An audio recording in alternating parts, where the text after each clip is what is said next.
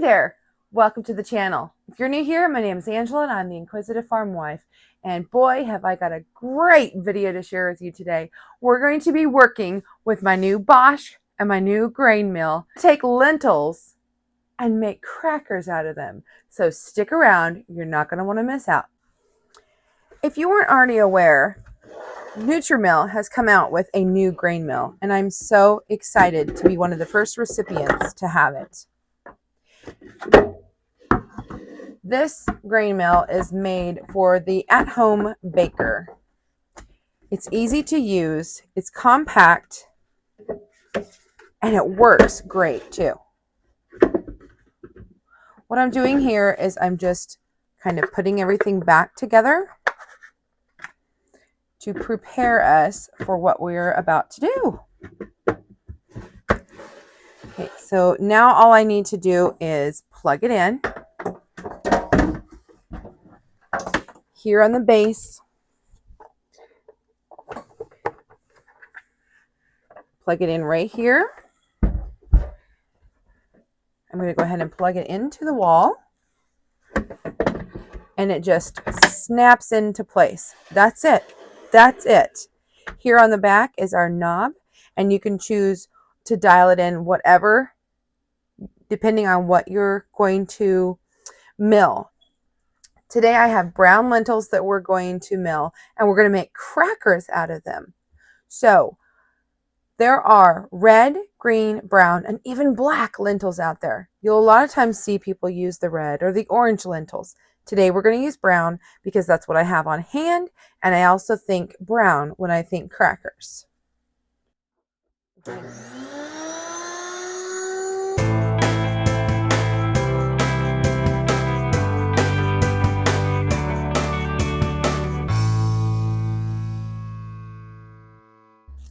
Wow, guys, we really put this machine to the test.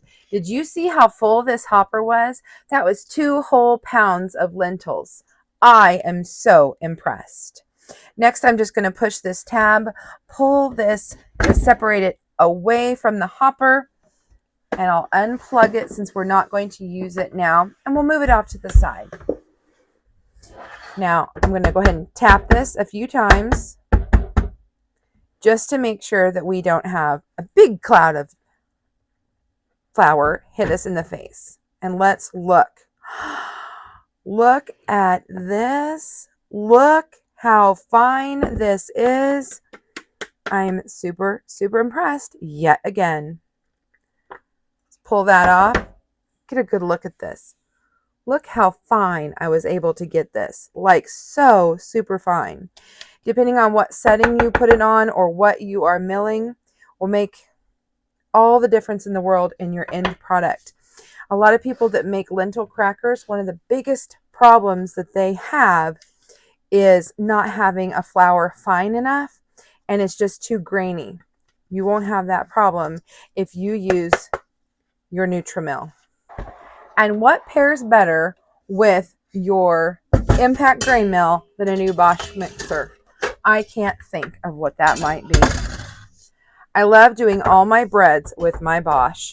Those of you who know me know that I have had one for many years, and as long as I've had a channel, I've used my Bosch so many times. Today, I think I'm going to use the dough hook, and we can see how that works. The recipe I'm following today for the gluten-free crackers made with lentil flour calls for 1 cup of flour.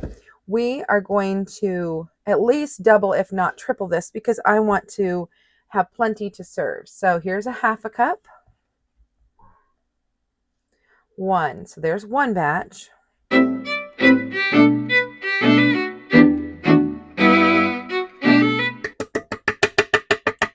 Okay.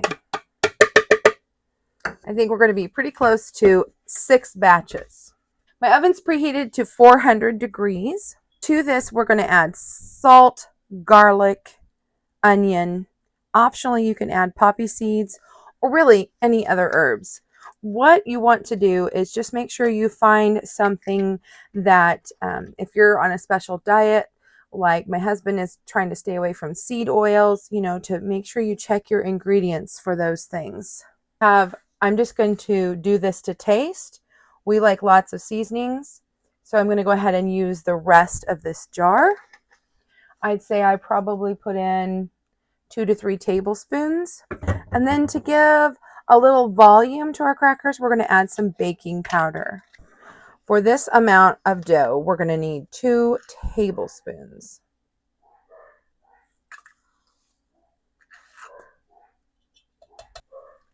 Two cups of water. And if you're thinking, this is way too much, don't worry. Down below, I'll make sure that I try to put the original recipe so that you can follow along in a smaller size. And then you'll grab some neutral oil. You might choose something like an olive, avocado oil would be good. And that's it, guys. That's all there is to this. Okay, now let's give it a mix.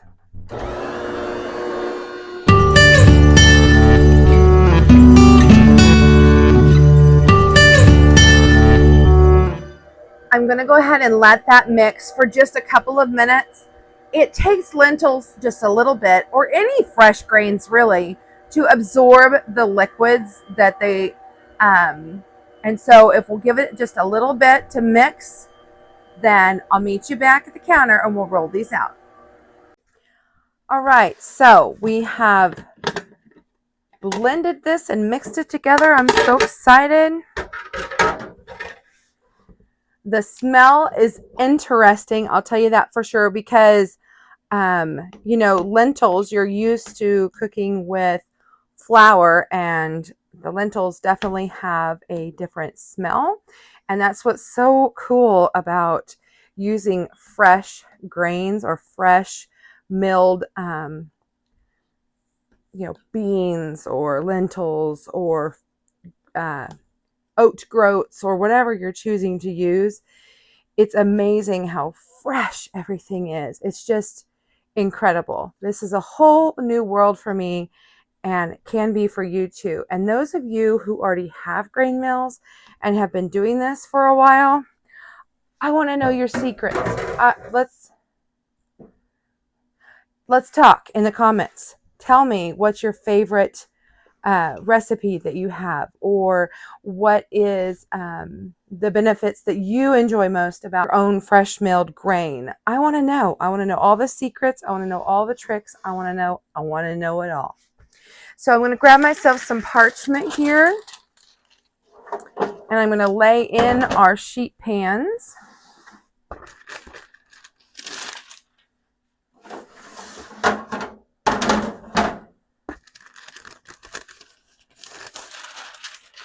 Okay.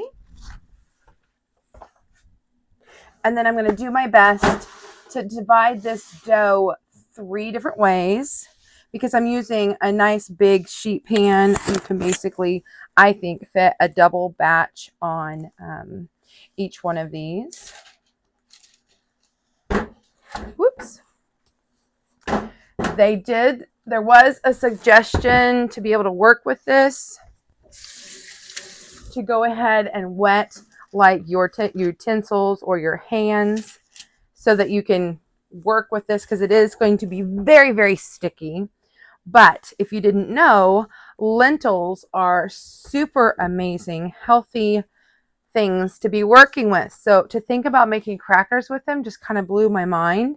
I've made soups and things with them, but I've never thought about much beyond that. So the protein is really high, and a lot of people will actually substitute lentils for meat in a lot of recipes, especially someone who's trying to eat a low or no meat diet.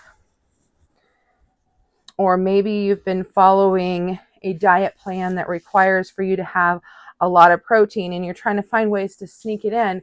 Lentils is a really good way to do that. I'm sure you guys are watching on the screen going, no, more on that pile, more on that pile. I know I would be. If I really wanted to know, I could get out the scale and we could weigh it and we could be more precise. But this is just for me, so it doesn't have to be precise. My family's coming over and we're going to have appetizers kind of set out all day to snack on. And I've made a bunch of different dip mixes. And so I thought some crackers would be great. Put out some veggies and pickles and things.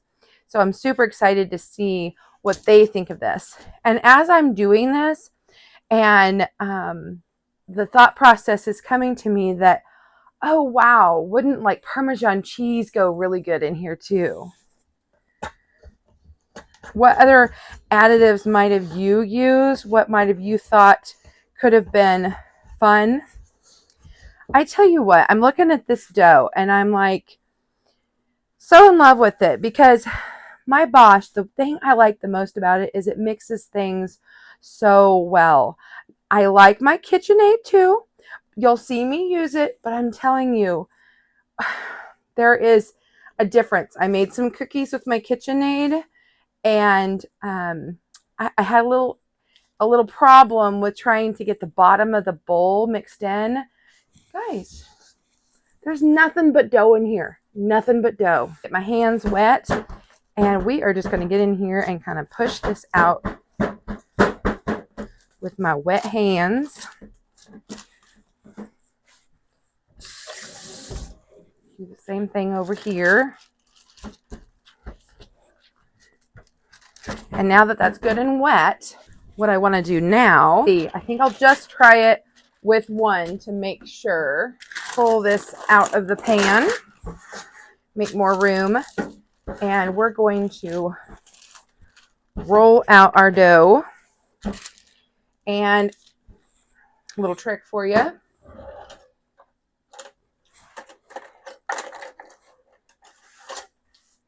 If you want to make sure that you're getting it even, I like to use these that you can insert into this particular rolling pin. I got it from Amazon. I just was searching one day for when I was making cookies, and it works really good to kind of get that dough. I mean, it's going to get it as flat as your surface is. So this particular surface I have, sometimes it's not completely flat, but this is going to get us close. The only problem is you can only go as wide as this when you put those inserts on, but it's okay. And by putting it between two pieces of parchment, hopefully this will help with cleanup. That's a trick you can use for when you're doing like pie crust. Okay, I think we've done it. Here's the true test. Did it stick? Okay, it is sticking. So the spatula, and see if I can't get it wet.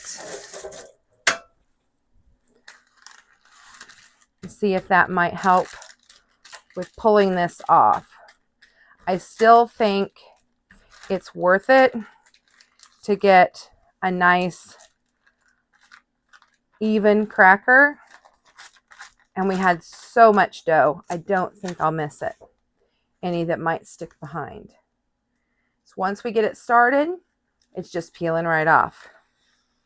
And if you're new to my channel, you know, or you won't know this, but I am willing to try new things with you, and we can learn together.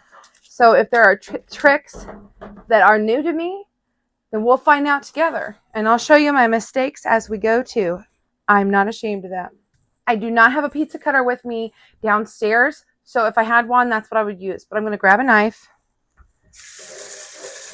Again, we're going to get it wet, and we're just going to cut to make square crackers. But if you wanted to get fancy, you could absolutely take cookie cutters and make shapes, which could be a lot of fun. But my suggestion to you, if you do that, would be to go ahead and save back some of that flour that you made and use it, because I think you'll probably need it.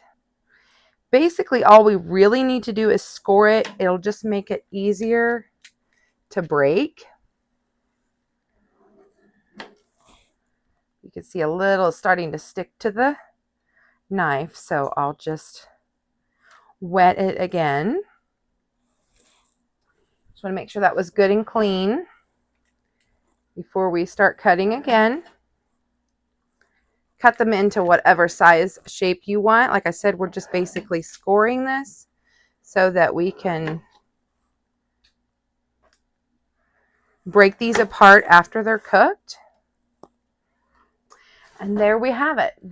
I'm going to go ahead and finish the other 2 trays. And after that, this is going to go in the oven at 400 degrees for 20 minutes. I have 3 trays in there, and so I will probably rotate at the halfway point and turn them around just so you can get even baking in your oven. If the words Pam don't scare you, spray Pam on the other sheet of the parchment. You're going to be able to squish that out so fast it peels right off. Put a little on your utensil and it'll cut it perfectly. Oh, you can kind of see a difference. Whoops. Can you see the difference? It's not big, but it is a big time saver. Again, only if you're comfortable using it. They smell lovely. Let's see.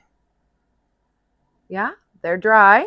A little gummy feeling. This is the ones we did first.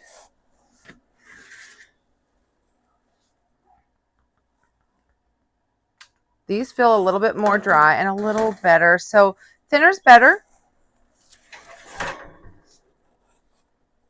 Oh no, these are the original ones. They're thicker. Here they are. Baker's tip. The thinner you can get them, the crunchier they're going to be. Otherwise, they might end up, these feel like they might be a bit chewy, but we don't want to overcook them and get them burnt because, can you hear that? Those are going to be super crunchy. So I think as they dry and cool, they will probably get a little bit more crisp. I do want to say thank you for being here. I appreciate each and every one of you.